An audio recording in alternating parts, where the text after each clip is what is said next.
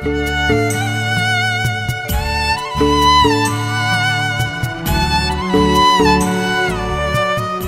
शांति। भारत एक महान देश है। यहाँ समय प्रति समय अनेक महान विभूतियों ने जन्म लिया, भारत का गौरव बढ़ाया, भारत को नई दिशा प्रदान की। अब कल्प के अंत में इस धरा पर आए प्रजापिता ब्रह्मा, जिनके तन में स्वयं निराकार परमात्मा ने, जो कि ज्ञान के सागर हैं, प्रवेश किया और सभी को सत्य ज्ञान प्रदान किया। उन्हें हम प्यार से ब्रह्मा बाबा कहते हैं। ब्रह्मा बनने से पूर्व उनका नाम दादा लेखराज था और वो हीरे जवाहरातों के कलकत्ता और मुंबई के प्रसिद्ध व्यापारी थे। लेकिन जब परमात्मा ने उनके तन में प्रवेश किया, परमात्मा की आज्ञा पर उन्होंने अपना सर्वस्व समर्पित कर दिया उनके आगे और एक महान यज्ञ की स्थापना हुई। उन्होंने 33 वर्ष बहुत गहन तपस्या की। उनके साथ एक बहुत बड़ा ग्रुप था 400 लोगों का। उसमें छोटी कन्याएं भी थी, माताएं, बहनें और पुरुष भी थे। सबसे उन्होंने तपस्या कराई।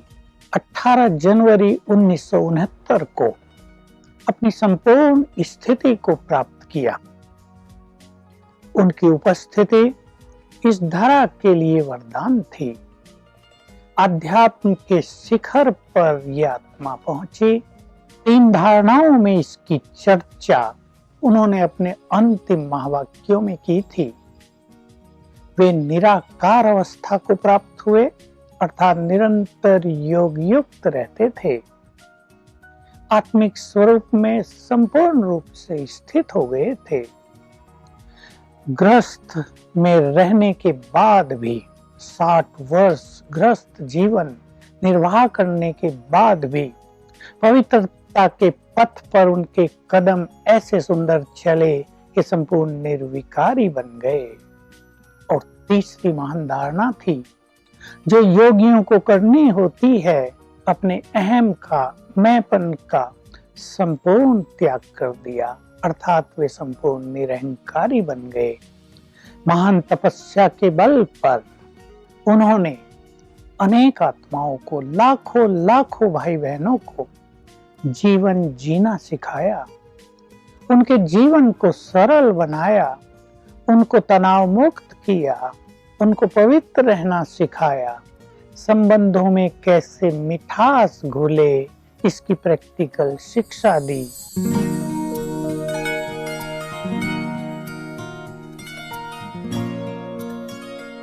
ये है हिस्ट्री हॉल।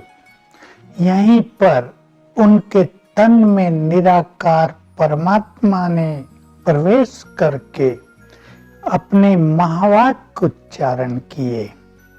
यहाँ के वाइब्रेशंस बहुत अलौकिक हैं। यहाँ बैठकर मन सहज ही एकाग्र हो जाता है। चारों ओर उनके महान कर्तव्यों को दर्शाने वाले फोटो चित्र लगे हैं।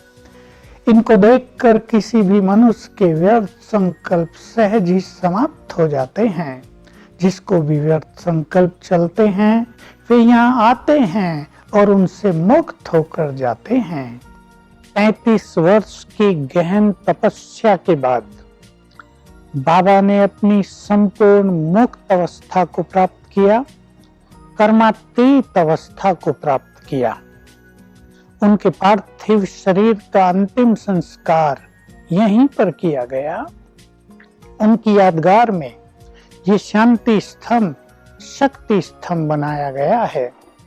यहाँ आते ही उनकी अनेक बातें स्मृतियों में गूंजने लगती हैं। उनके शक्तिशाली विचार मन में उभरने लगते हैं। हर मनुष्य यहाँ आकर गहन शांति का और शक्तियों का अनुभव करता है। आज भी बहुत सारे साधक यहाँ बैठकर अपनी साधनाओं को संपन्न करते हैं। चित्त एकदम एकाग्र हो जाता है बुद्धि यहाँ स्वच्छ हो जाती है और उन जैसा ही तपस्वी बनने का संकल्प मन में तीव्रता से जागृत होने लगता है।